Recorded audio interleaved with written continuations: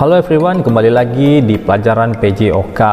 Pada kesempatan kali ini kita akan membahas materi tentang atletik. Ya, secara garis besar atletik dibagi menjadi 4 kategori. Yang pertama itu ada jalan, kedua lari, ketiga lompat, dan yang terakhir ada lempar. Nah, pada kali ini kita akan membahas dulu tentang jalan. Jika mendengar kata jalan di dalam atletik, jalan apa saja yang ada? Nah, ya jalan cepat ya. Pengertian jalan cepat adalah gerak maju dengan melangkah tanpa adanya hubungan terputus dengan tanah.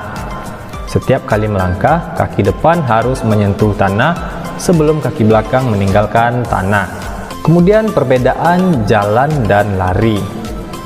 Jalan itu langkah kaki harus selalu menyentuh tanah. Nah, sementara lari, langkah kaki tidak selalu harus menyentuh tanah. Maksudnya ini ketika berlari kadang ada kedua kaki yang ikut melayang ya. Selanjut yang harus diperhatikan dalam jalan cepat ini, yang pertama ada perhatikan badan kita. Saat bergerak, maju badannya cenderung lebih condong ke depan atau ke belakang. Oleh karenanya, untuk mempertahankan badan tetap tegak dan pundak jangan terangkat pada waktu lengan mengayun yang berakibat anggota badan bagian atas terasa cepat lelah. Kemudian posisi kepala. Saat gerakan maju, seorang pejalan cepat sebagian besar menggelengkan kepalanya ke kiri dan ke kanan. Namun gerakan tersebut hendaknya tidak mengganggu lajunya gerak jalan tersebut. Kaki sewaktu melangkah. Kaki melangkah lurus ke depan satu garis dengan garis hayal dari badan si pejalan atau garis hayal di antara kedua ujung kaki segaris, tidak keluar atau ke dalam. Pada saat menempuh tumit, harus mendarat lebih dahulu, terus bergerak ke arah depan secara teratur. Gerakan lengan dan bahu. Gerakan lengan mengayun dari muka ke belakang dan siku ditekuk tidak kurang dari 90 derajat. Kondisi ini dipertahankan dengan tidak mengganggu keseimbangan serta mengayun secara rileks. Keterampilan gerak jalan cepat. Nah, teknik jalan cepat ini yang pertama ada fase tumpuan dua kaki.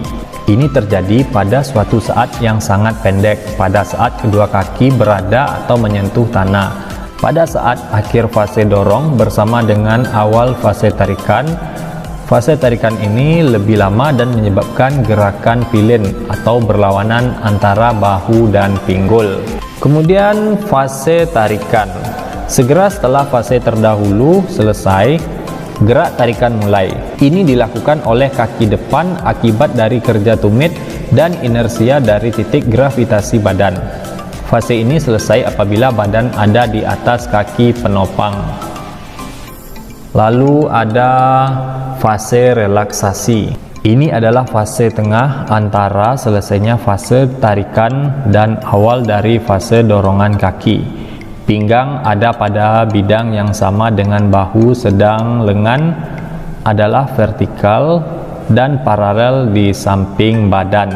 Kemudian yang terakhir itu ada fase dorongan. Bila fase terdahulu selesai dan bila titik pusat gravitasi badan mengambil alih kaki tumpu, kaki yang baru saja menyelesaikan gerak tarikan mulai mengambil alih gerak dorongan. Sedang kaki yang lain bergerak maju dan mulai diluruskan. Ada jangkauan gerak yang lebar dalam mana pinggang berada pada sisi yang sama, maju searah, memungkinkan fleksibilitas yang besar dan memberi kaki dorong waktu yang lebih lama bekerja dengan meluruskan pergelangan kaki, dan lengan melakukan fungsi pengimbangan secara diametris berlawanan dengan kaki.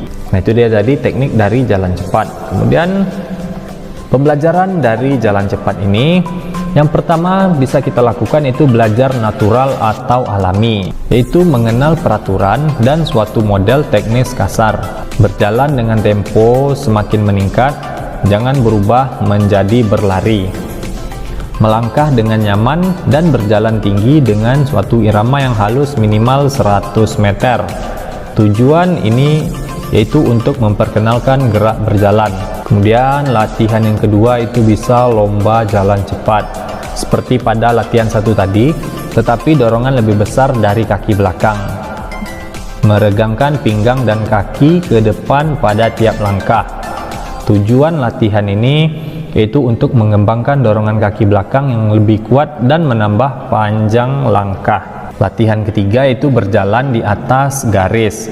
Seperti latihan 2 tadi, namun berjalan di atas garis sehingga setiap langkah adalah pada garis atau menapak pada garis.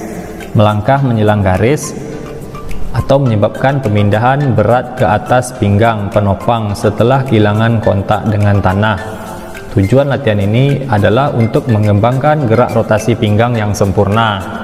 Kemudian latihan keempat yaitu latihan mobilitas khusus. Jalan cepat dengan kecepatan sedang dengan lengan direntang ke samping ke depan dalam gerakan baling-baling. Kombinasikan latihan di atas termasuk menyilang garis. Tujuan latihan ini ialah untuk mengembangkan fleksibilitas bahu dan pinggang. Yang kelima itu ada latihannya jalan cepat yang divariasikan.